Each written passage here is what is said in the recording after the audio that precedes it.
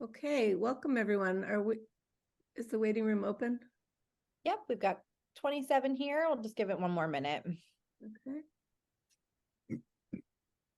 Welcome back, everyone. Thanks for your story ideas. They were amazing and ambitious. I've corresponded with several of you, so if you need any sourcing, feel free to come via me and I'll do as much connecting as I can. But wow, we're off to a great start. Thank you so much. We have an interesting development this morning. We had two panelists cancel, but we have an opportunity too, because Durenda Schubert from Bridge Meadows, who I originally wanted on this panel and was on sabbatical, was able to join. So you will be hearing more of a case study of two incredible models for affordable housing and also targeted to distinct populations, and both with intergenerational components. So I'm going to pass immediately over to Chris Farrell, who's going to moderate this. You're in for a big treat. Both Stonewall and Bridge Meadows are fabulous. Please, Chris. Well, thank you, Caitlin. And I'm really looking forward to this panel. And I would think of it as two case studies that really will illuminate a lot of the issues that we talked about yesterday. But it's also important, affordable and intergenerational will come up. And obviously affordable came up several times yesterday.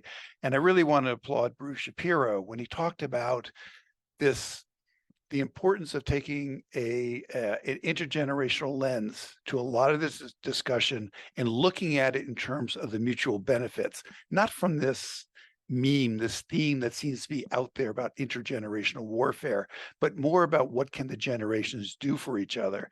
And I always remember I was at a conference years ago, and it was Alan Glicksman, Temple University, and he'd been involved in the age-friendly movement for about 3 decades. And somebody asked him, I said, okay, you've been doing this for 3 decades. What have you really learned? I mean, what have you learned over these 3 decades about what makes for an age-friendly city? And he said, I've only learned one thing. What's good for young people is good for older people, and what's good for older people is good for younger people. And so I think that's one of those themes to sort of keep in mind as we look at these two case studies. So, like the previous moderators, I'm just going to do the absolute bare bones introductions. Durenda Schubert, who is here at the last second, thank you very much, is Executive Director of Bridge Meadows. And Paul Nagle is Executive Director, Stonewall Community Development Corporation. So let me just start off with you, Durenda. Briefly, tell us about your work and give us a sense, the terms affordable and intergenerational. How does that fit into your model into Bridge Meadows? Sure. Well, thank you for having me, and it's great to be here for the fellows and to meet Paul. Well, the way that you have to create housing is to use the affordable housing bucket, unless you're a bazillionaire and you could just go build it. And then using an intergenerational lens. I love what you said, Chris, because it's a mutually beneficial perspective to take, so you can address multiple issues at one time. And the affordable part is just the mechanism for how you can make these things happen. So it's the idea of bringing the different generations together, because really, as what you just said, what's good for the little ones is good for the elders and vice versa, and everybody in between. And so when we create, for example, when we create Bridge Meadows communities, we use something called universal design in our architecture. And I describe it as, if you're in a wheelchair, a walker, or a stroller, you can move around our communities. And we also use trauma-informed lens because a lot of our young people have experienced that. And I'll talk about that in a minute. And then you feel safe, because there's lots of windows, there's beautiful colors, there's not scary places that people could hide and jump out at you. And so I think when I'm here at the Grant Makers and Aging Conference explaining to them why they need to fund intergenerational things and not just for elders, because also elders then can live with meaning and purpose, and kids can learn a lot from the elders. And what we do is we decrease ageism in both directions, and we have a bigger voice when we need to address policy. So give us what is Bridge Meadows like? If I visit Bridge Meadows, what would I see? It's like, what if I lived there? What would it be like? Well, you would come upon, first of all, you might not recognize that it's affordable housing. You may go wow, what's that? So what you would see is two-story buildings, some townhouses for families, and some apartment buildings for elders who are 55 and older of limited economic means, and it circles a courtyard. And so when the parents are doing their dishes, they can look out and watch the kids play. At either end of the courtyard are big benches for elders to sit and watch the kids play. It's this degree of connection that naturally happens. You would see opportunities for people to gather in a community room, and our community room is the heart of the communities. It's where Tai Chi happens. It's where a weekly meal happens. It's where celebrations of life happen. It's where adoption parties happen. It's really the heartbeat. You would see that it's built with love and care, and it's beautiful, and you would want to live there. Okay. And Paul, I want to now turn to Paul, and sort of same to you. I mean, what are the goals of the Stonewall Development Corporation? And again, what do the words affordable and intergenerational mean to, Stonewall's efforts to create a welcoming environment for the LGBTQ plus older community? So that mission to see LGBTQ older adults in safe, welcoming housing they can afford with access to health and mental health services that meet their unique needs. That being said, everything we do is available to the general public. All of our solutions are meant to be universally applicable, but by centering LGBTQ folks in the creation and piloting of them, we make sure that our needs are not ignored, as they so often are, especially in the elder care industry. And then go ahead. Sorry. So affordable, I mean, in New York City is such a loaded term because there really is nothing affordable. So it's really about trying to meet people where they're at with the resources they have at hand and helping them to their best possible solution. And if they have resources that can be shared with the community, even better. And in terms of the intergenerational part, our model also, it targets LGBTQ older adults. It also targets millennials and younger who have no career paths and no paths to equity. And so we're trying to take an intersectional approach where we will end up creating awesome LGBTQ competent home care and paths to equity and careers for the younger generation. So go into a little more detail about this. I mean, okay, so that's the idea. How are you going to accomplish this? How are you moving toward this goal? So the foundational idea is that we have a community with a shared lived history of fighting oppression, history of building networks of care and support for ourselves when the government fails us, like we did during the AIDS crisis. We have creativity, we have resilience, and we have a lot of baby boomers with appreciated real estate assets, no one to take care of them and no one to inherit their assets. And that's the community formula that we're working on. And what's been the response? What are you hearing? What is the, if people going, oh, that's a great idea, and then sort of walking down the street, continuing their walk down the street, or they're going, hey, wait a minute, what do I have to do? You're on mute, by the way. Yeah, I'm muting myself when I have to cough. I just came out of the hospital with pneumonia, so. Well, I'm glad you could join us. Considering, whoa. So different audiences get different pitches and have different responses. We have a 30-minute presentation that's based on The Wizard of Oz that's quite fun, that really explains it very elegantly. And almost everybody who sees that understands the breakthrough. And then when we first started showing it to financial folks who are really a major target, they had a lot of questions about how it would be funded. Also, there are some questions, and depending on jurisdiction to jurisdiction with different thresholds and restrictions, what kind of financial mechanisms you can actually create. The idea is that someone can donate their house to us, continue to live in their house, get a tax annuity, and access care. And when they pass, the house passes to the corporation and is held in permanent affordability perpetually. And that any home adaptations that we make to help them stay in place will be there for the next person who will, want to. The idea is to create forever homes if we can. Mhm.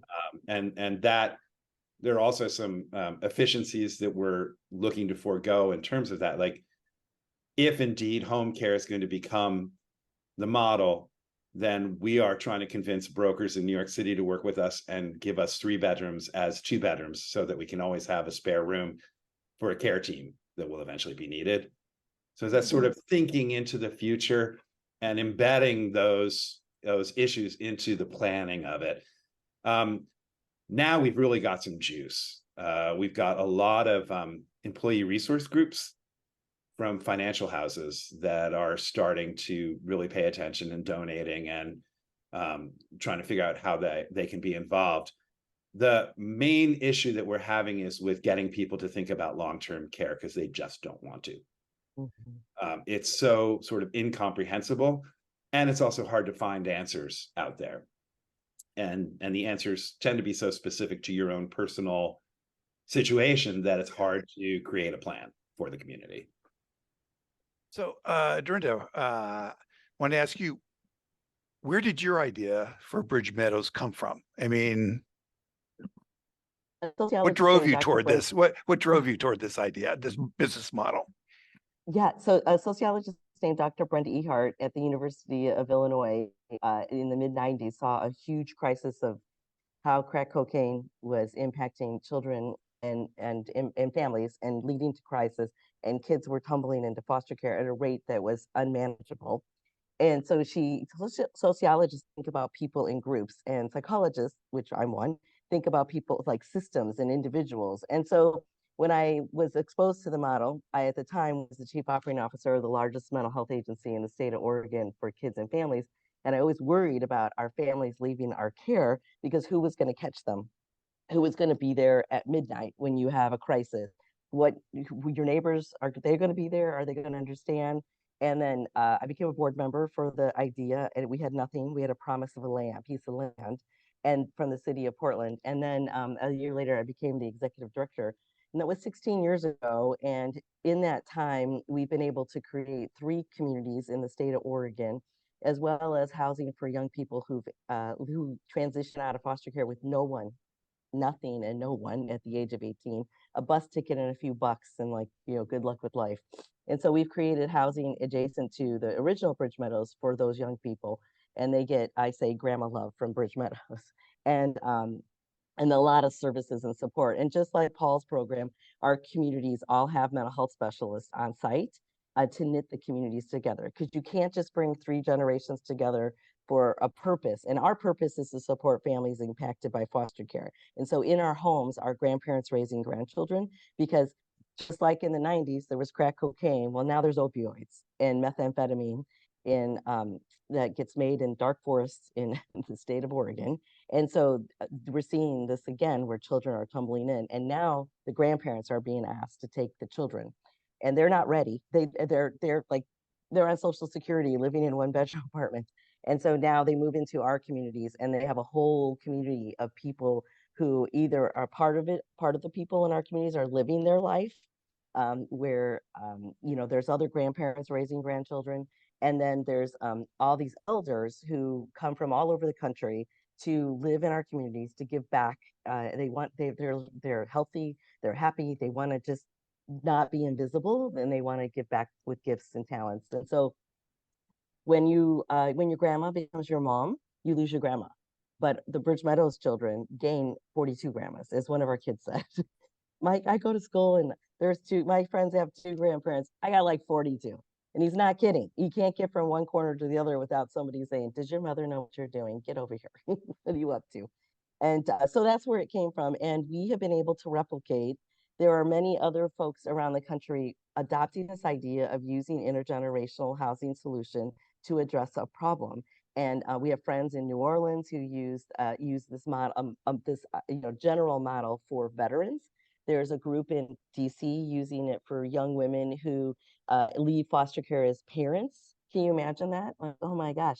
And then there are folks who are trying to adapt it to use for young adults who are living with developmental disabilities. So you could see how if you use this intergenerational lens to and think, oh, I could solve a lot of problems with one solution, it's much more efficient, and really it's got incredible outcomes.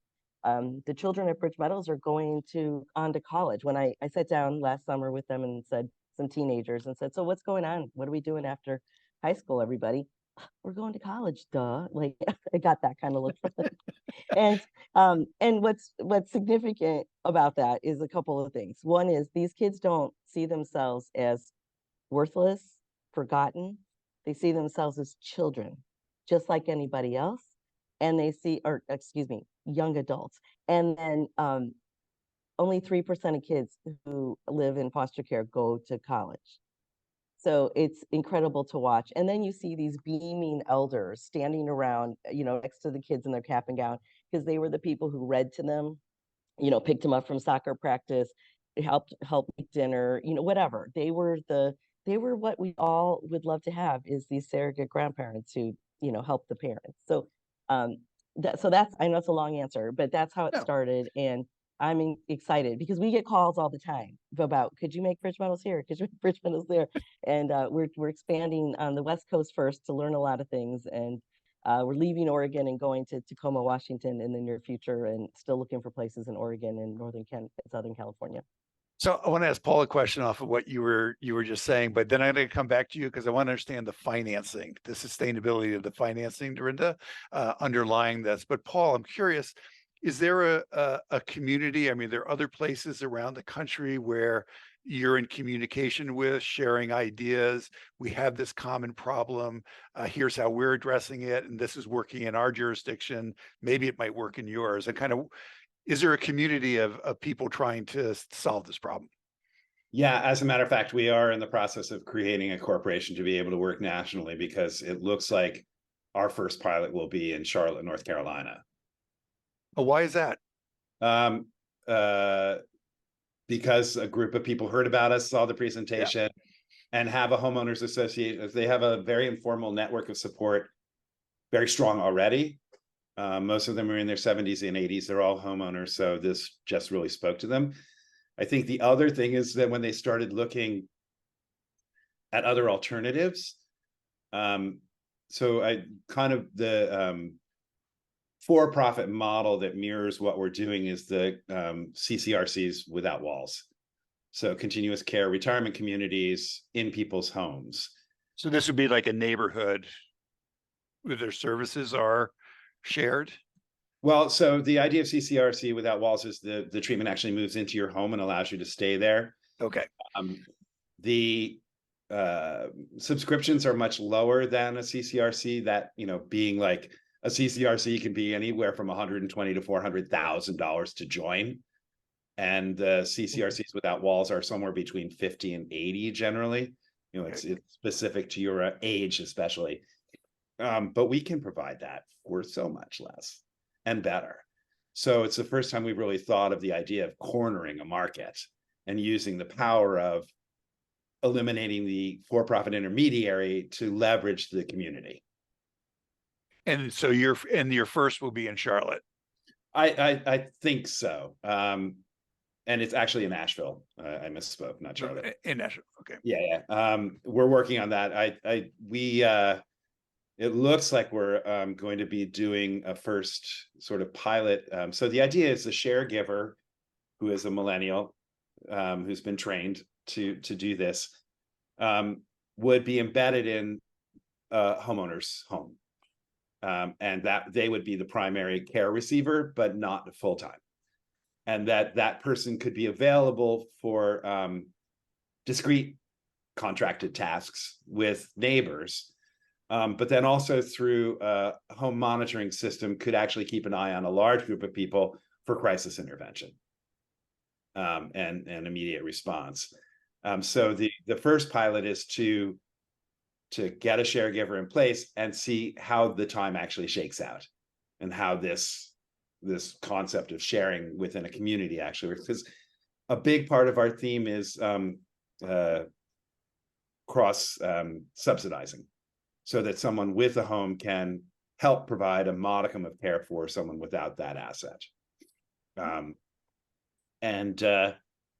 mean, for us, the main thing to be solved in terms of that is the psychomatics. How, especially if you're embedding someone in a person's house, how do you, and it's not family, how do you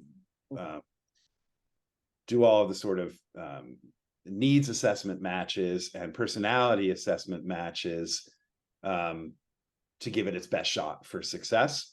And intergenerational work in the LGBTQ community can be especially fraught.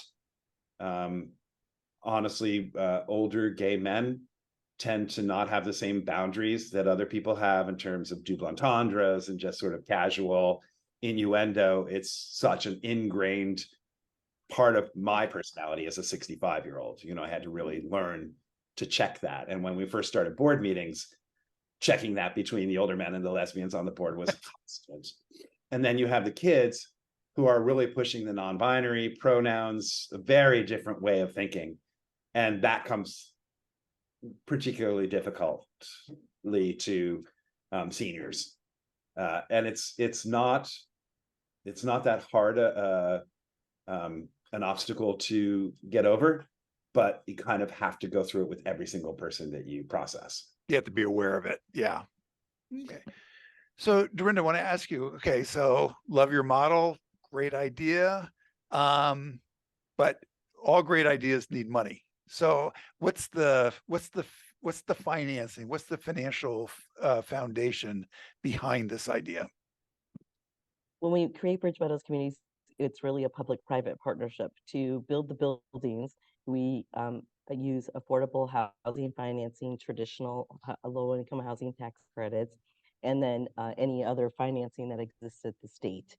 And then we also go raise $1.5 to $2 million in philanthropy, because the affordable housing dollars do not give you the amount of money you need to create what's right for your community.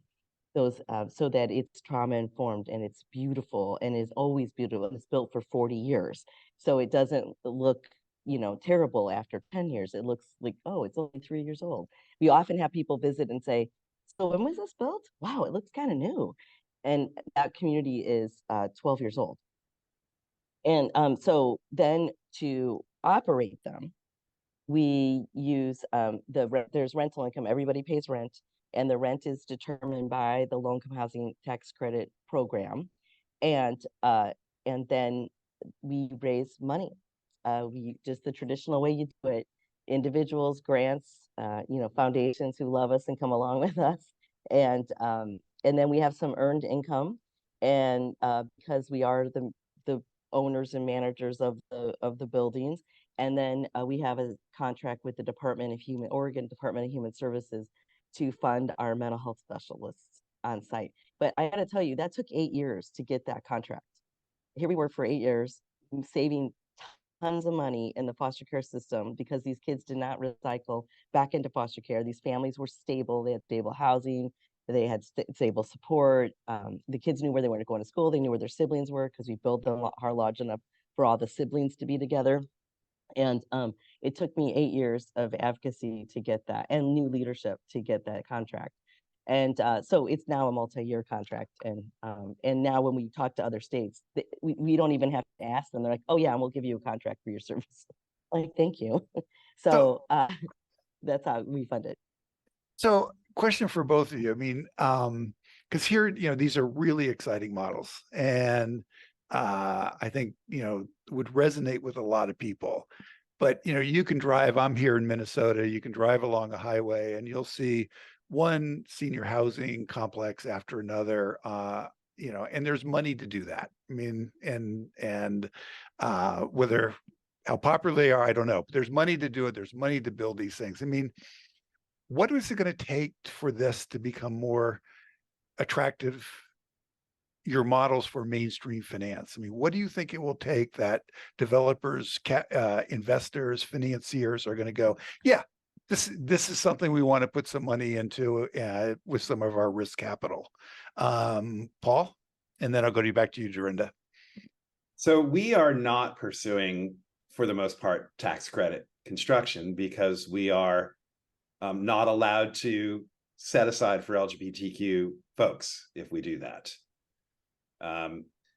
And and in fact, in the tax credit model in New York City, 30% of the apartments that use SARA, which is the senior rental subsidy, are set aside for homeless folks. And the process for choosing those homeless folks pretty much precludes the entire LGBTQ community from 30% of the apartments, because you must come directly from a shelter. And LGBTQ folks really don't use the shelters because they're just way too dangerous. So we're really looking at a private model between individuals in the community and industries that could be building whole new client bases if this works. So hence, legacy planners, tax specialists. And the idea is, really in the same way with Dorinda's model, it's about reconstructing a family. And in this case, basically what we're doing is creating a mechanism for the LGBTQ community to participate in the great wealth transfer that's happening between boomers and their children. And so pitching it that way, that this is a chance to not only achieve superior care for yourself, but create legacy in the community. And more efficiently than the for-profit industry could ever do it. And then you also have to just be really sly about potentials for revenue generation. We're working on a project in the Hudson Valley. We're ideating it now to build an artist live work retirement community. And in New York State, you can set aside for artists, and artists are so predominantly either queer or queer friendly that the mission is basically accomplished from Jump Street. And so it's always about how do we get around that prohibition for serving our community, our underserved community. But then the concept, we're looking at partnering with a high-end spa that would be for rich people in the area, but would open up 1 day a week to the residents exclusively of the community. And then a functioning research laboratory on arts and dementia that could serve as an employment potential for folks who live there, also as a resource for residents as they come to need it. So it's really a combination that it's so getting away from the standard traditional model. Yeah. Like last night I had a meeting with some folks from EDC, and I'm just thinking, oh my God, they're going to eat me alive. And they were totally into it. And they're numbers people. So it's really about jazzing people to the potential of the community and offering them. The other thing is that every person's financing mechanisms for what they can achieve in liquidity from the house while they're alive, once they've donated it, it's all different depending on where you are and what you have. So where we're really looking at needing a lot of support is in legal, because there's just so many contracts and so many individual situations to figure out. And I want to open this up to the fellows. And I think the way that this has been working is the raising the hand, and hopefully I get it in the right order.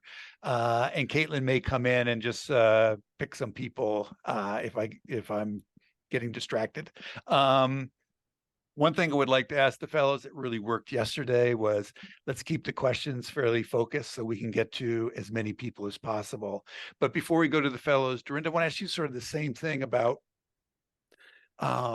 getting more financing to, back this kind of idea so that it becomes, it's that jargon term, it's a horrible Silicon Valley term, but it becomes scalable, right? And it's not just an innovation that's in one part of the country and maybe in one other part of the country, but the fact of the matter is you can drive from New York to San Francisco, and along the way, there are plenty of these communities as you stop. Oh, that's the dream, Chris. And Paul, I really appreciate what you're describing is we have to learn the art of the rules. Like the rules for affordable housing do not support what Paul and our teams are doing. And I saw that Natalie noted something about Arizona, and that they had grandparents raising grandchildren and a set aside, and you have to have this thing called a set aside in affordable housing. And the way that we address that is we have a memo of understanding with the Department of Human Services that allows our houses to be protected for just those families. But it's difficult to do that. And we spend a significant amount of time on lawyers helping us navigate all this. So how are we attracting the private folks who want to just finance us? Well, first of all, banks are starting to go, oh, this is a solution that works. Let's give them money. So that's been helping. The last couple of projects we do have, I forgot to say, we've had bank financing. The first one we did not. They were like, oh, this is scary. This is not, I don't know if it's going to work. It is a crazy idea. Actually, somebody at the state commission said, well, we might as well give them money. It's either going to be the biggest disaster or the biggest success that Oregon ever saw. Like, oh, thanks for that vote of confidence. Yeah. So right now, what a specific example is we have partnered with a single home, a for-profit single home developer, and the third Bridge Meadows came about inside a subdivision. And we had to buy the land from them, but we didn't have to pay as many infrastructure fees because they were going to make those infrastructure changes anyway. And so we are experimenting with creating 2 triplexes for folks who can pay market rate to live in our community, and help subsidize those who cannot pay market rate. And the for-profit developer is just going to loop our 2 complexes into their next phase of development. So just find the creative ways. It's really about relationship and speaking to somebody's heart. Like Paul, he's going after the people who either live LGBTQ or love people who are LGBTQ. And us, it's like finding the people who love their grandmas, who were adopted. It's about speaking to people's hearts and them seeing the success that we've had. I think that helps too, that we can point to success. But it's not easy, is all I'm gonna say. No. Not for the faint of heart. But it's encouraging that people are asking for more and more and more, and we do have more people with means coming to us and say, how can we help you scale? Okay, so I'm going to go to the fellows now, and I just start in the order that it's on the screen here. So, Jonathan, if you want to ask your question. Yeah, hi. Thank you very much, both of you, all 3 of you. It has been really interesting. Durenda, I'm interested in what you have and the concept of the intergenerational.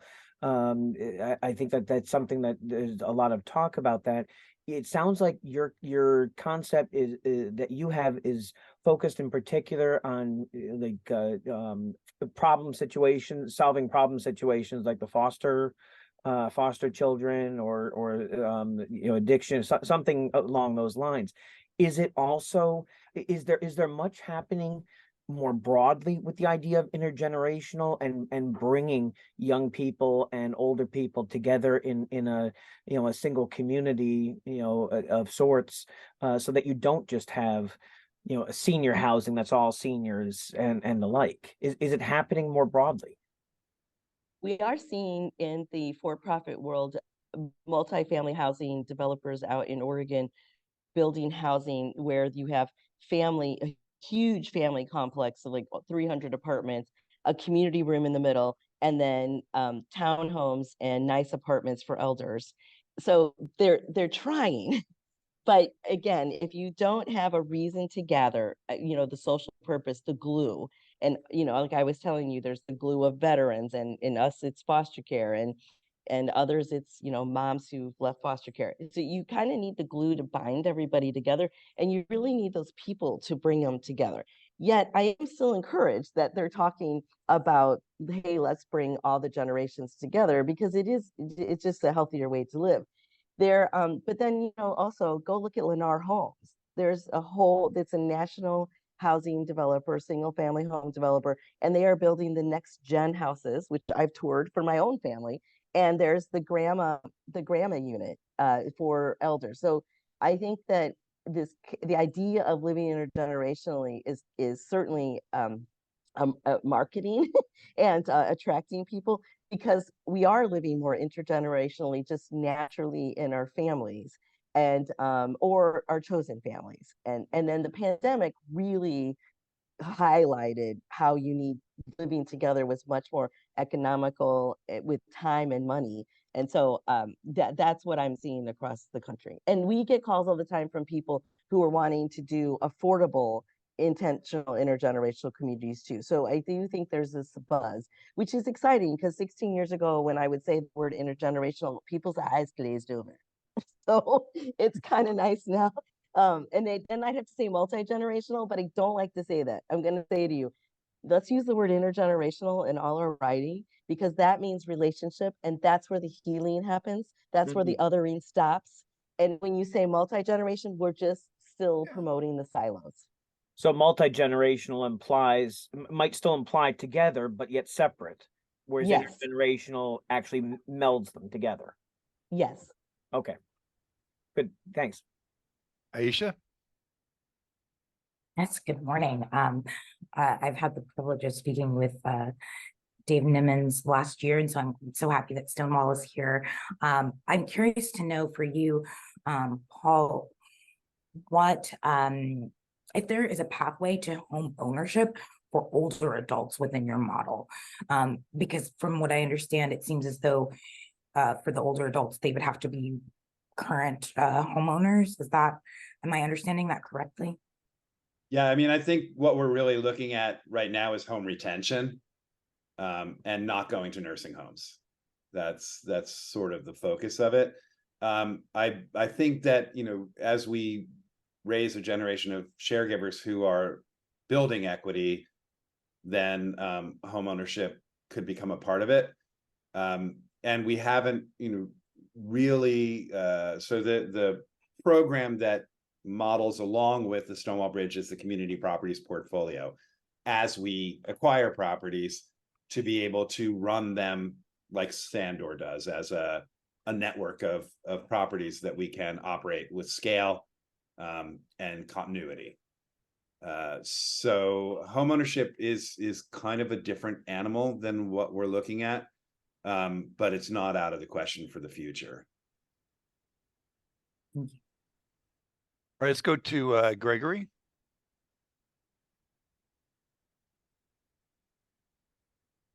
Gregory? Hey, sorry, I have trouble with the mute buttons.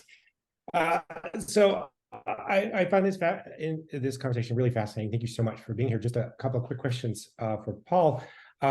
First, the caregivers you mentioned, are they all queer, or does that even matter? And second, I didn't quite understand the concept of the forever home that you were mentioning. What happens exactly to the home after the owner dies? Okay, so after the owner dies, the corporation owns the home, and operates it in perpetual affordability as senior housing for this network for new people who need. The idea of a forever home is to anticipate new aging trends in the adaptation of the home as you're stewarding it. So if you're talking about having someone go right through hospice in their own home, it's a very different use of the real estate than if they're going to live in it until they're incapacitated and then move into a CCRC or a nursing home. And no, it's not exclusively LGBTQ. It's always LGBTQ and allies. And everything we embark on is based on our surveying the community and what they want. And right now we have an active Stonewall Bridge survey on our website that people are taking. And it's really clear that older adults, LGBTQ older adults, for the most part, don't want to live in LGBTQ segregated communities, nor do they want to live in only older adult segregated communities. They would like a mixture, but they want enough of control by the LGBTQ community that they're never going to have to worry about violence, discrimination within that. So it's really about being LGBTQ dominant, which is kind of weird to say, but it's really important. We have a veterans program where we're housing veterans in groups with supported services, and LGBTQ veterans are just an incredibly tough population to work with because they don't trust anyone. Most of them have never applied for benefits. You know, they just don't engage with the system at all. I forgot where I was going with that. In terms of dominant, Oh yeah, so when we go out to a shelter, we have partnered with a veterans organization called My Brother's House, and Dr. Simpson dresses in her fatigues And I come with big glasses and a scarf, and like, it's so clear that I'm very, very gay when we do these presentations. And it sounds like, over the top, but it's really important to have those signals just built in everywhere, right?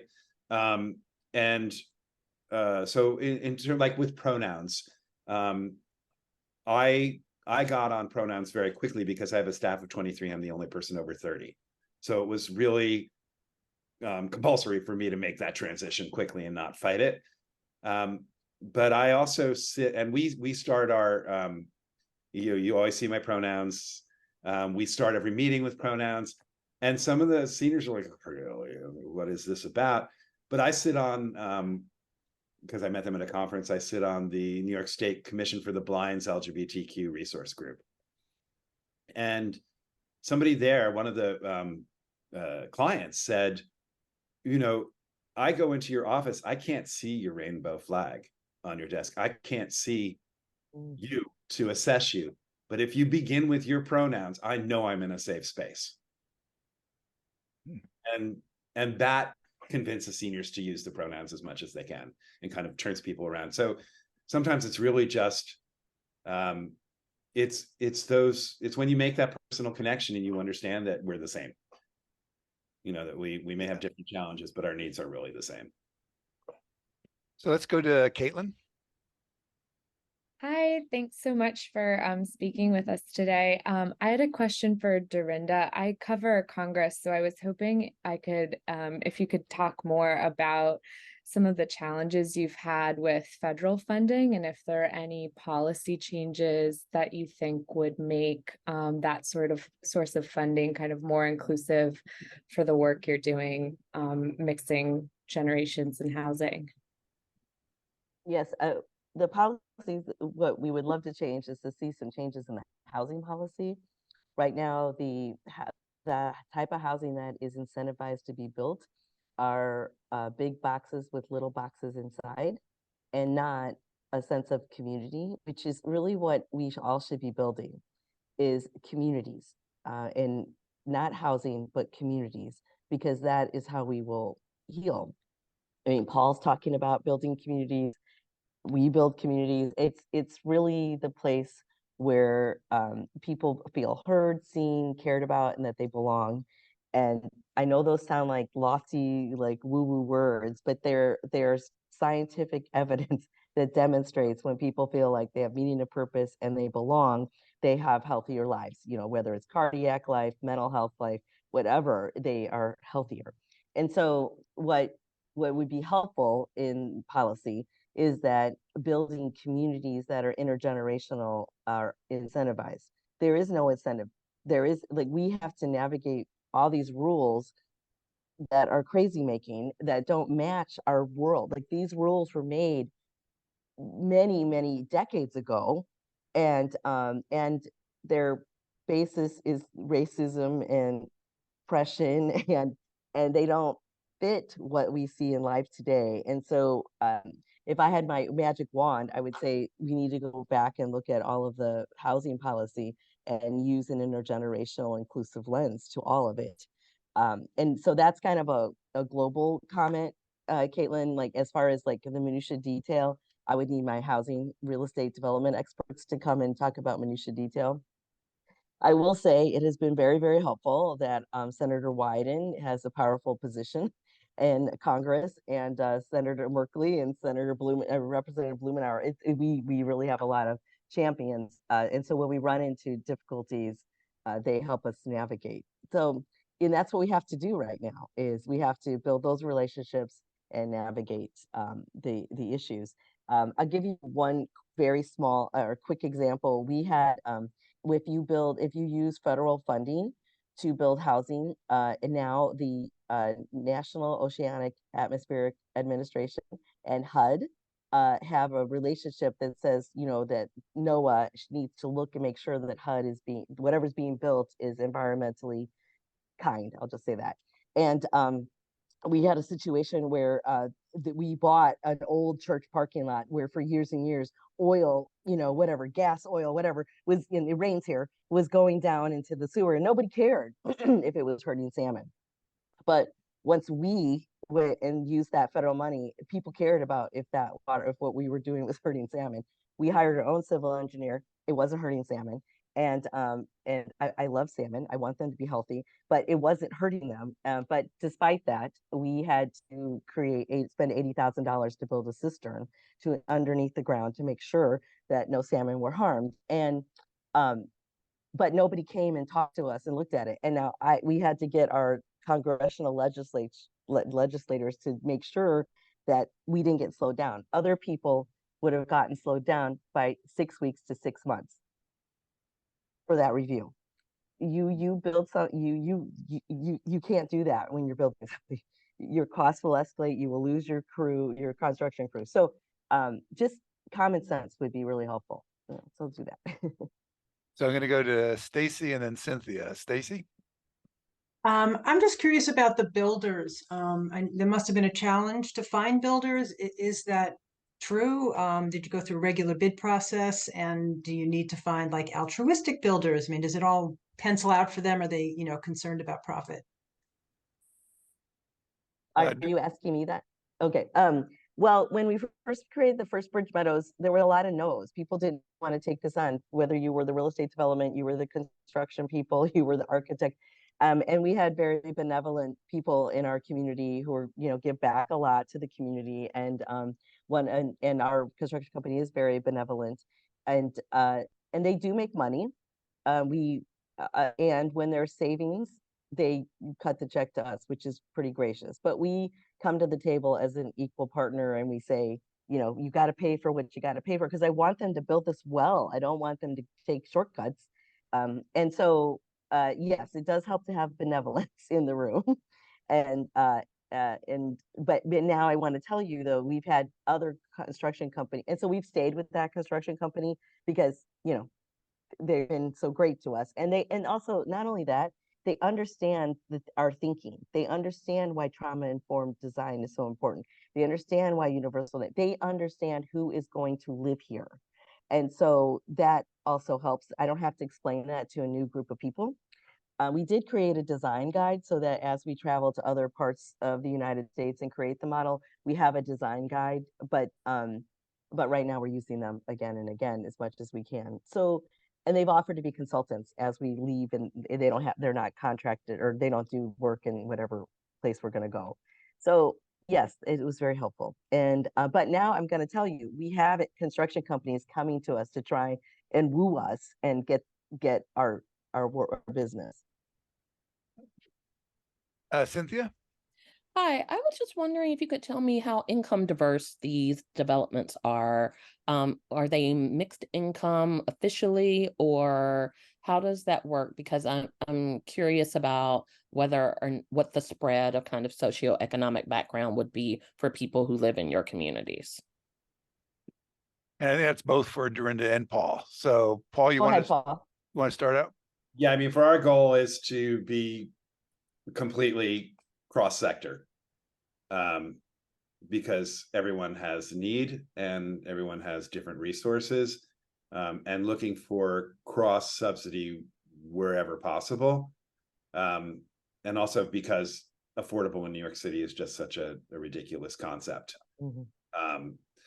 So the goal is to have a wide range, which also makes it difficult sometimes for funding, because funders really like silos, and they'll say they want innovation, but when you try and introduce it, they're like, well, that doesn't match our criteria.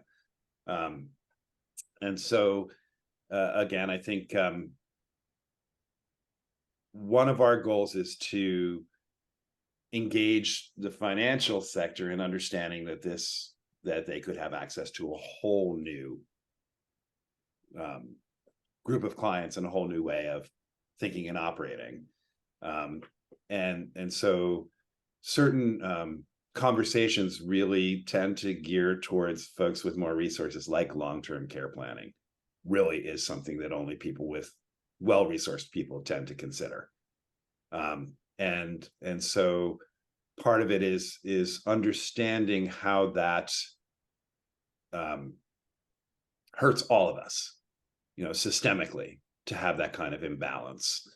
And that's a, you know, I think a conversation where when you're building community, you have a better shot at reaching that understanding.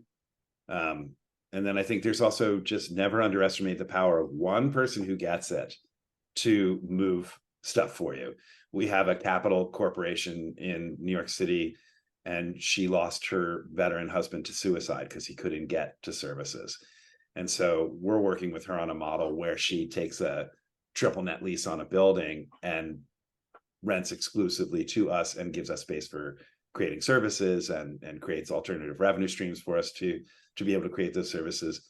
And that person can come from anywhere. It doesn't have to be necessarily the richest person in the room. Dorinda? The folks who live in the Bridge Meadows communities all fall under the low-income housing tax credit spread of income. And so they're at 30%, 50, 60, and 80% AMI. And what that translates to in dollars is somewhere between $30,000 below to $42,000 a year. And as I shared earlier, we are now being able to experiment with adding for market rate units for the elders. And because we receive calls from people all like us who have too many means to be able to live in our Bridge Meadows communities, and we want everybody to be able to live in the Bridge Meadows community, to have that a broad range of economics in there. So if this is a radio broadcast, I'd say we have about a minute left while we're on the air. And so to end, would like to ask each of you, go Dorinda and then Paul, you know, you're steeped in what's going on with housing, and what do you, to leave a parting thought, what do you feel isn't being paid enough attention to? What you think you would like if, as we all are having our dinner tonight, you want us to talk about with people who weren't in on this session, some sort of parting thought, some sort of takeaway from this session. And I'll start with you, Dorinda, and then Paul. Yes, what I think I would like you all to take away is that we see the headlines all day long about affordable housing crisis across our nation. And we just hear like the crisis. And what would be a better thing to do is like, yes, there's a crisis, but let's talk about solutions. Let's highlight solutions and push to get those solutions funded so we can move the dial forward. Because what I fear happens is readers see crisis, and they're like, I got to tap out. That's overwhelming. I can't deal with that. I don't know how to go fix that problem. But tell people how they can go help fix the problem. Talk about what Paul and I are doing and our teams are doing.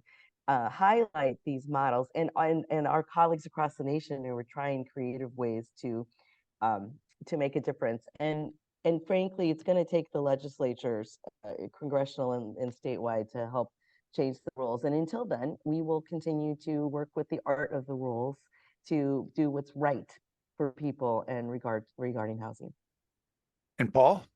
Well, so I think part of the challenge is to create opportunity where everyone has a role and a place. So to that last question about affordability, we have so many folks in New York City who have homes who could live, who have underestimated their need for income because they're living longer and spending more than they thought they would. If they sold their home, they could live on that, but they'd never be able to stay where they are. And that's like a sort of middle income person that doesn't get considered in these policy issues and funding issues. And then I think the other really important thing when you're working in an innovative space, funders, government people, there has to be space for pivoting. Like when you're trying something new, if you realize that you have to take a turn and create a pivot, it's really bad for funders and government people to say there's no elasticity there to be able to do that. You said you were going to be doing this, you must do it that way. And if we stay stuck in that headspace, we won't be able to innovate. Well, thank you so much. This has been wonderful and really enjoyed it. And now I'd like to turn the mic over to Caitlin. Thank you. Thank you so much, Chris. That was an excellent interview. And Dorinda and Paul, I think you know how I feel about your models. Thank you so much for being here. We're going to take a 5-minute break, but before I let you go, I wanted to just say that we will be asking fellows for your selections for your Ask Me Anything interviews. Dorinda has kindly agreed. She might not even realize this because she agreed through proxy to give interviews next week. And I think she's going to come back to our mixer, hopefully with a resident or two, we'll see, so that you can talk to people from Bridge Meadows. And Paul, I want to get with you too. So I'll be in touch. Okay, 5-minute break. See you back here at noon. And Brooke, if you could take a look at the chat, I have a question for you. See you in 5 minutes, everyone. Great. Thank you, Chris. Again, fellows, so we're just going to start with a minute delay, but please stay at the very end of the session. You will be choosing your interviews for next week. Nell will come on and explain that process to you. It's very easy, but we want to try to get you with your top choices. And we've got a great range of people that you'll be able to get with. So Rich Eisenberg, over to you, please. Thanks, Caitlin. Hi, everybody. Welcome back. I thought that was a terrific panel. I really want to give special appreciation to Dorinda and Chris for making it so seamless on short notice. Thanks to you guys. And I want to just start with a quick apology in case you hear my dog Joey barking. I'm doing this for my in-laws' house. He needs to be with me. He barks a lot. I will try to keep that as quiet as much as I can. So we've heard about affordable and intergenerational, not multi-generational housing for older adults. Now we're going to talk about what's being done and what needs to be done to build more and better affordable housing for older adults in general. And we have 3 terrific panelists to do it. Dr. Anne Fabini is a geriatrician who recently retired from the University of California, San Francisco Medical School and the San Francisco Veterans Administration Health System. She's going to talk about her really interesting Colma Veterans Village model. Jonathan Rose, hi Jonathan, is coming to us from across the pond at Oxford. He's usually based in New York City. Jonathan, thanks for making the time difference work just after tea time. And Jonathan is a real estate developer. He's an investor integrating public health and affordable housing with a particular focus on low-income older adults. And Elizabeth White, hi Elizabeth. She recently launched New Age Co-Living. I hope I'm pronouncing that right. You'll let me know if I'm not, which is creating a secure, affordable housing for middle-income older adults who are alone through shared housing. I want to start this panel with each of our panelists talking for a few minutes and answering 2 questions. One question is, where are we today in the area of housing that you're focused on? And then where do you want us to go? After that, I'll have some questions and then we'll turn it over to the fellows. So why don't we start with Anne and then Jonathan, then Elizabeth. Anne, take it away. All right, thank you. I'm really thrilled to be here. So glad to know so many of you are interested in this topic. So the Colma Veterans Village is a innovative model of care that was the first of its kind within our only national healthcare system, which is the Veterans Healthcare Administration. And the VA in general has an extraordinarily difficult time caring for aging, particularly Vietnam era veterans, because that's the aging cohort now. Most of the Korean War era veterans are dead. Caring for older Vietnam era veterans who, many of them, have a combination of traumatic brain injury, post-traumatic stress disorder, chronic mental illness, and substance use disorder. And all of those diagnoses or conditions increase the risk of a veteran becoming demented. And if you have more than one, your risk of becoming demented grows even greater. And this population of veterans was to a large extent either living on the street because there was no place else for them to go, or living in nursing homes where they didn't really need to be, but that was really the only place for them to go. So with the collaboration of Mercy Housing, which is a low-income housing developer that operates nationally in the United States, and the city of Colma and the Veterans Health Administration, we had built a 65-unit affordable housing unit in Colma, which is a town just south of San Francisco. And the VA has a longstanding relationship with HUD, and HUD gives the VA Section 8 housing vouchers, and the VA then gets to develop its own criteria for eligibility for those vouchers. So we selected for chronically homeless, medically complex, psychosocially complex, older veterans to receive vouchers for this particular housing site. That was one innovation that we were choosing for those veterans. And then the other innovation was to put a primary care team and a mental health care team in the housing site. So I was the geriatrician who was the primary care provider.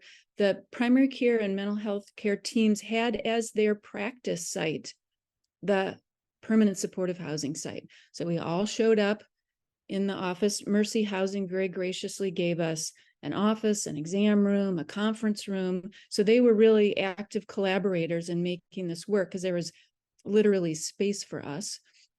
And the teams showed up every day. And even through COVID, which, interrupted all of us and it interrupted the development of this program, but we showed up anyway, and moved these veterans into the housing site and provided them with care. And as was mentioned in a previous session, developing trust with any population that's chronically homeless is a key feature of providing them with anything and making sure that they stay housed. I had so many misconceptions myself about the chronically homeless population. And, like most white middle-class people thought, well, gosh, if you give somebody a place to live, great. Well, turns out it's not as simple as that. So the innovation was the persistence of this team, the expertise of these teams, our ability to develop trust with these veterans, all of whom were medically, psychosocially complex, chronically homeless. One man had been living on the street in San Francisco since 1984. And we moved him into his apartment, and there were organizations that were donating food, and each apartment came equipped with kitchen appliances and equipment, and people got a bed and a table and some chairs. But this guy said, I don't know how to cook. I have all this food in my kitchen. I don't know what to do with it. So we had a recreational therapist. We had a psychiatric nurse practitioner. We had social workers who came and an occupational therapist who came and supported the veterans. And the good news is that the VA saw this as a benefit to the programs that they could offer veterans. And so there is now an effort underway to disseminate the model. There are 18 sites across the country that are implementing this model in round 1, and round 2 has 12 sites. And because the VA is responsible for veterans who live in rural and very rural parts of the country, this model is going to be adapted to work to support veterans in those settings as well, which is a real need in this country for non-veteran populations too. How are we going to take care of older adults who live by themselves in a house down a road that no one drives down anymore? So the VA is really trying to break ground and figuring out how are we going to support rural and very rural members of our society. So I will stop there. And the one last thing is older adults coming out of the carceral system. That's my other area of interest, and I hope to be able to talk a little bit about that later. Great, thank you so much, Anne. Jonathan, tell us about how things look from where you are.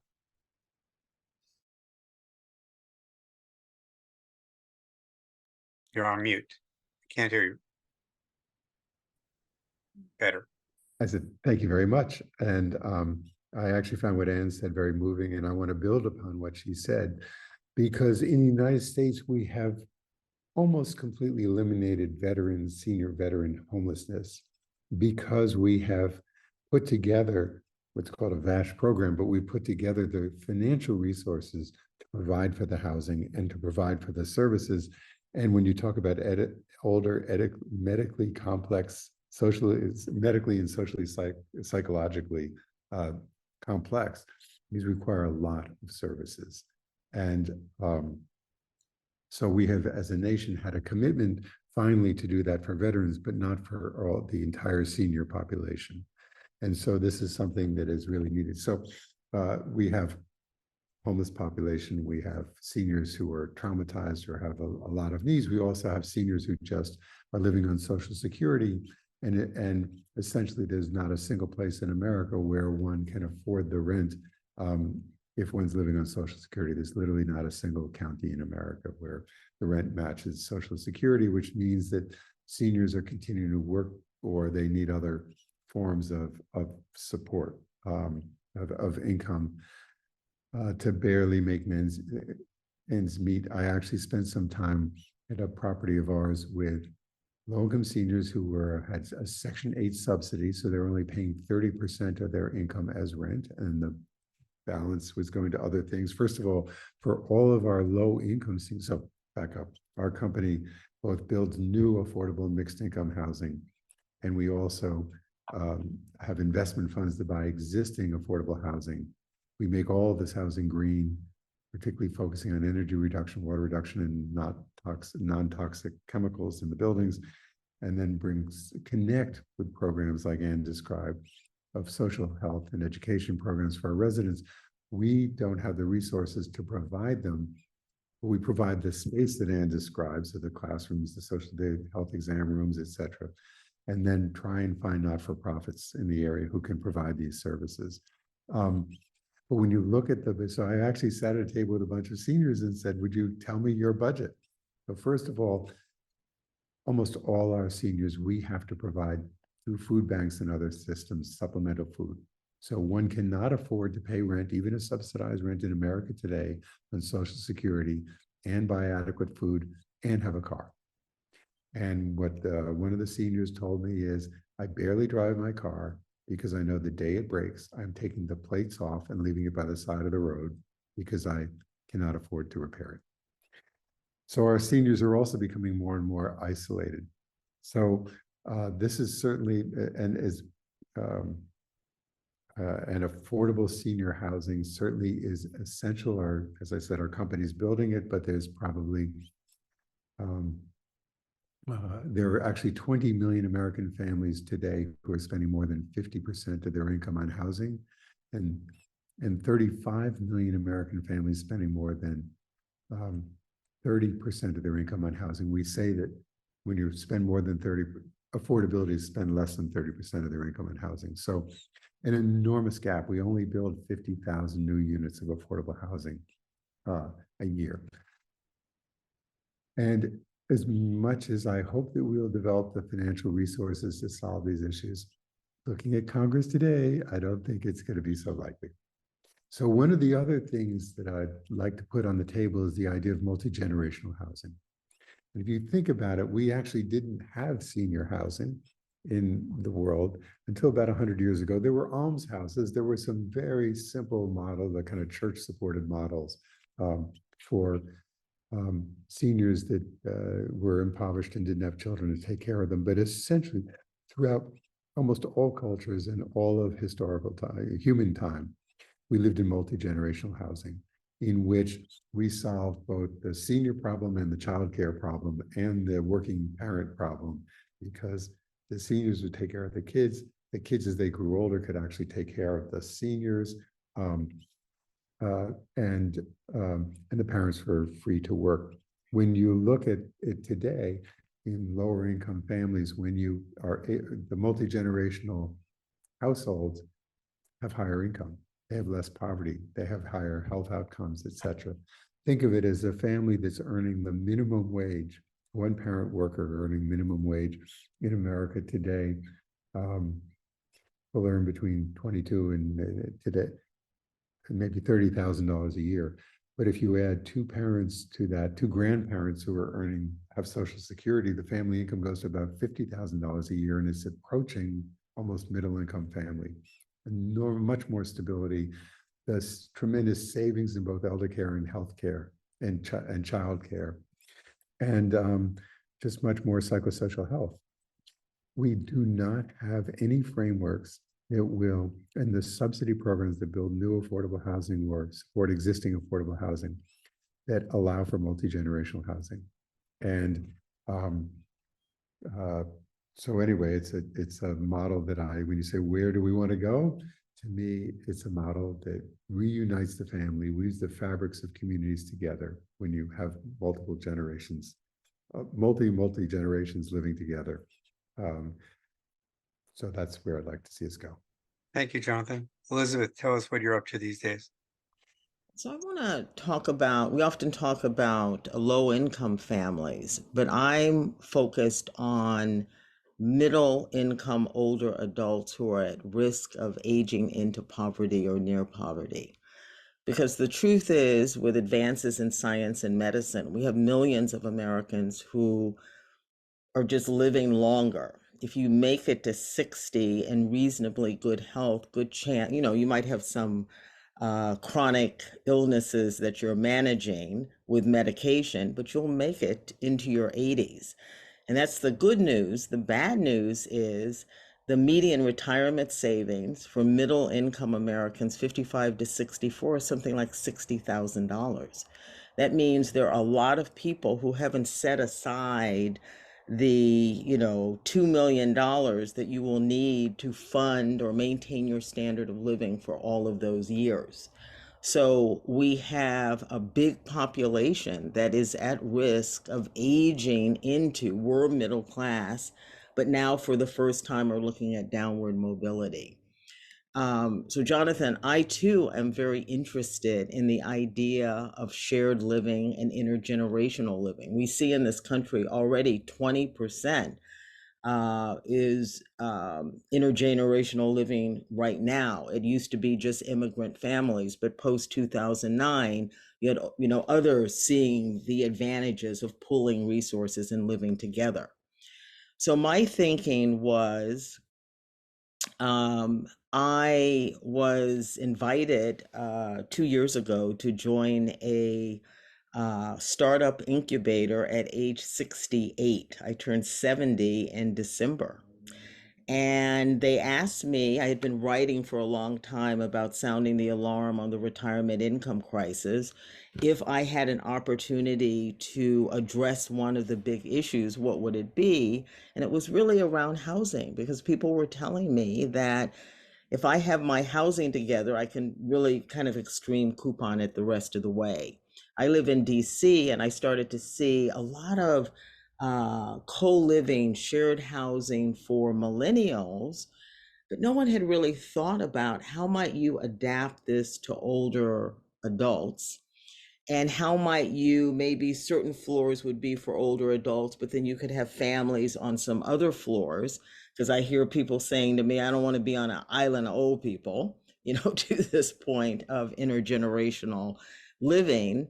And so I got resources from the incubator to really start to look at what might this co-living for older adults look like? What would happen?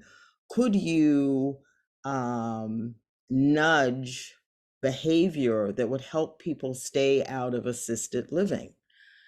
Could you address some of the isolation and loneliness issues by having people live in a shared space? So I had, through the venture studio, I got resources. I could hire architects and real estate people and start to look at this. So we're just beginning. I came out of the venture studio in August of this year and was able to raise another chunk of money where they said, Elizabeth, we want you to keep going because we think this is interesting. So that's where I am. Great, thank you. All fascinating work that you are all doing. And I wonder if you could tell us a little bit about some of the challenges that you faced getting the VA to do the Coma Village, and how did you overcome them?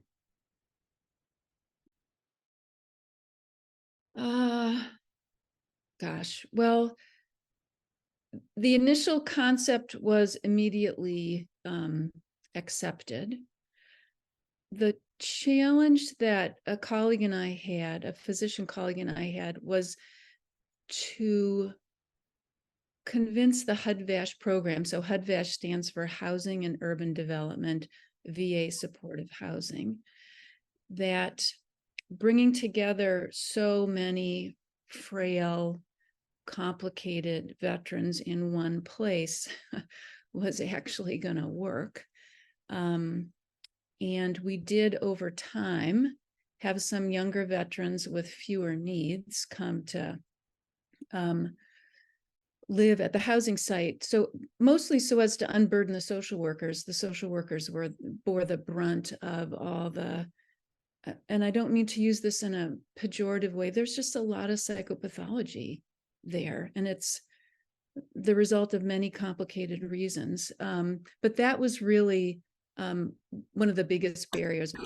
You want to bring all those really hard to take care of people all in one place. It's going to be really hard. And it was, but it made it easier to provide them with that care because the team grew with this enormous expertise over time in how to support those people and how to manage challenging behaviors and how to get them to come out of their apartments. And also one thing that I really learned was how important it is to have the supportive services on site so as to prevent evictions.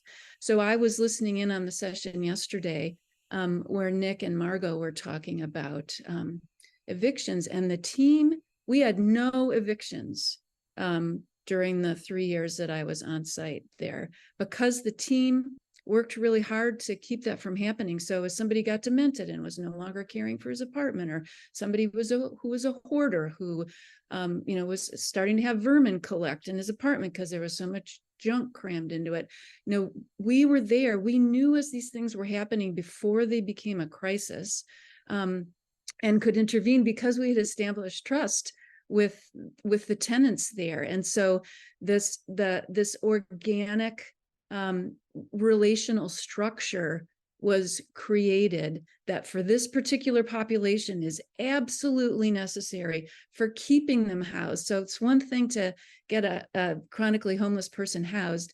It's a separate endeavor to keep them housed for whatever reason, or their medical problems get so terrible that they wind up in the emergency room and they get hospitalized. And then the inpatient team says, oh, he can't go back home. Look, he failed at home. He's got to go someplace other than home. Well, no, he doesn't if he gets the support he needs while he's at home. So we had too small a study population and not enough years to show that we decreased emergency room visits and hospitalizations and ambulance trips. But just anecdotally, we did. That's great. I'm a little stunned that you were able to get two government agencies to agree on something new, or to agree on anything for that matter. Jonathan, apartment construction in the United States is up, but it tends to be luxury housing. So what will it take to get more builders to build more affordable housing? And how could that happen? So affordable housing can only be built if it's subsidized, because the cost of construction, the cost of land, the cost of interest, cost of operations are more than what. So we have two issues. You think about it, there's an affordable issue and a housing issue. So the affordable issue has to do with incomes. Fortunately, incomes actually have been rapidly rising. You may all remember that just before COVID, there was a big movement for a $15 minimum wage. You don't hear about that anymore because in many, many parts of the country, the market wage is way above $15 an hour. So number one is having people have the incomes to afford housing, but the housing costs are very expensive. And so affordable housing can only be built with subsidies. There are essentially two kinds of subsidies. The first is when one of the federal, state, or city agencies, and typically combinations of all those, actually invest or make contributions through the low-income housing tax credit or through other structures. And that's what's building the 50 to 60,000 units of affordable housing today. The second is something called inclusionary zoning. And that is, so for example, in New York City, to get a rezoning to increase the density of a site to build more market rate, 25 to 30% of that has to be affordable. So it's in effect, the city is writing a check with air rights or zoning benefits versus writing a check with dollars, giving owners larger zoning rights in exchange for them, including, it's called inclusionary housing, some portion of affordability. But neither of those are currently sufficient to meet the demand. Oh, so I'm going to tell you the third way. So the third way is a financial way, and it's something that our company did, actually, I'm very pleased with. And that is using low-cost financing to create affordable housing where there wasn't any. So we bought a project, a 603-unit market rate project in Washington, D.C., called the Gale Eckington, in a nice neighborhood. And because Amazon had made a commitment to preserve affordability in Washington when it moved its headquarters there, they provided us with a low-cost loan. We were able to then take half the building and make it permanently affordable. And so through a financial mechanism of low-cost loans that came, in this case, from the private sector, we were able to actually create 300 new units of affordable housing simply by changing the regulatory environment on an existing very nice building. But even that is not going to get us to where we need to go. Okay, thank you. I'm going to give to Elizabeth in a second, but I just want to be sure the fellows are starting to get ready to ask questions in the time that we have for that. So as you've seen in the past, just raise your hand and I'll look for your hands and call on as many as we have time to get to. But Elizabeth, tell us a little bit about how what you're doing is different than other shared housing businesses. What are you trying to do? Why is there a need for what you're doing? Because there are other companies already doing that sort of thing. So what I see in the DC area is lots of co-living, as I was mentioning before, for young people where they live in it, I would say temporarily, a year or less, and then move out. Less focus on community building. I was just at a big conference in Amsterdam a couple of weeks ago, a big co-living conference there, where there was much more emphasis on how do you build relationship, build community, where that is, very much a part of what the co-living experience is. So that's the model that I'm more curious about. And I'm looking specifically at what some people call solo agers. So these are older adults who maybe never married, maybe divorced, maybe widowed, maybe even have adult children who are not in a position to help them. I say, when I was a little girl and my grandfather died, my grandmother came to live with my family for 25 years. Now, like, what do we do with Nana? Where is she going to live? We can't afford it. So there are many even older adults who have adult children who are not in a position to help. So that's the population that I am looking at. So I'm not thinking about someone who's going to move in and then move out. I was on a call yesterday and I had been sort of loosely framing the age range of sort of from late 50s to early 70s. And there was a woman who was on the call who was 81. And she said, I feel excluded and I would love to live in housing like this. So it, sort of made me think about this, we're living longer and fitter.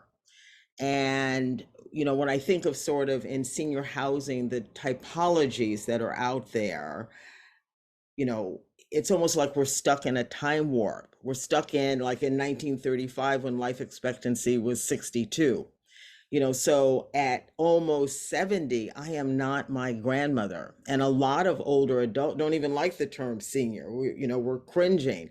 We see the senior housing industry as like places we took our parents. And so we want something other than sort of Margaritaville or the Villages. We want something that would allow us, many of us are still working. There's this sort of thought that retirement is this one-time, one-way exit and then you're done.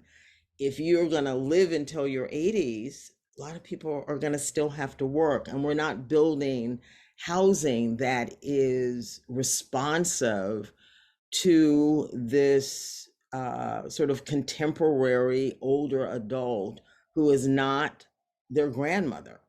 And I want to, that's what I'm interested in, focusing on, wanting to collaborate with people who are kind of in that mindset. Thank you. So I see we have a lot of questions. Thank you. We're going to get to them in just a second.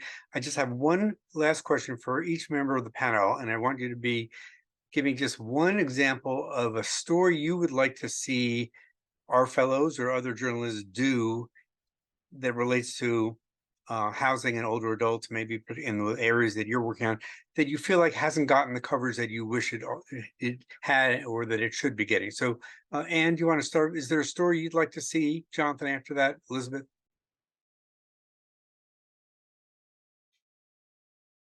You're muted. You're muted. ARG. Older adults coming out of the carceral system. Thanks. Jonathan, what would you like to see? Yeah, so I loved Anne's phrase of organic relational structure. And this is really stories about community building, about things that people do together. We have in our older communities some amazing collaborations that residents get together. And another very specific story, we have a telemedicine program, which has by providing our seniors with access to medicine through the digital systems, we've actually have demonstrably cut hospital emergency room admissions by half and significantly improved healthcare. So that, and the telemedicine, by the way, works by training local residents within the properties to be home health aides, in effect, to work with, so there's a digital part and then there's this relational structure part. And it's the putting of those two together that we think is a big solution. We'd love to have that written. Thanks. And Elizabeth, what story would you like to see? So I think I'd like to see first a reframing of how we think of older adults. There's sort of, you've got the model of the couple on a cruise ship clinking champagne glasses, or the woman eating cat food living under a bridge, or you have successful aging defined as how many youthful attributes can you hang on to? Are you climbing Mount Kilimanjaro and dropping out of, jumping from a plane? Sort of that we have stories that really talk about who we are as older adults today, kind of more of a range there. I also think that we need sort of success models, even if they're small. What's a promising new practice? What is something that maybe didn't work, but they learned from it?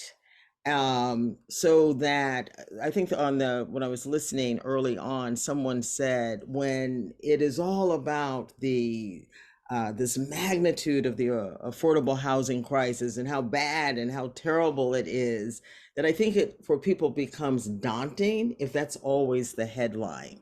And there are interesting initiatives that are happening all over the country that may be small, to find them, dig into them, and start to give those people a megaphone, start to shine a light on some of the more interesting initiatives that are happening in the housing arena.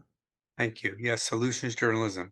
All right, so we're going to go to the fellows. I'm going to start with Charlene, and then Anne Marie, and then Lisa, and then I will go to a few more after that. Charlene, why don't you start?